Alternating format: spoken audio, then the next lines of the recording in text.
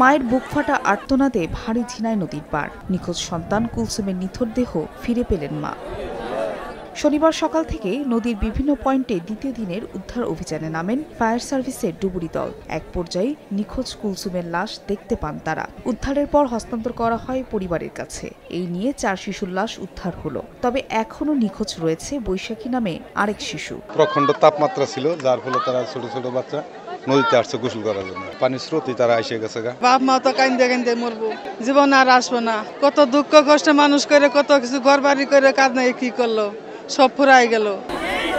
নিহত 4 জনের মধ্যে পলি আক্তার, কুলসুম ও আবু হাসানের বাড়ি মাদারগঞ্জের চরভাটিয়ান এলাকায়, আর সাইবা আক্তার সরিষাবাড়ী উপজেলার বাউসী এলাকার বাসিন্দা।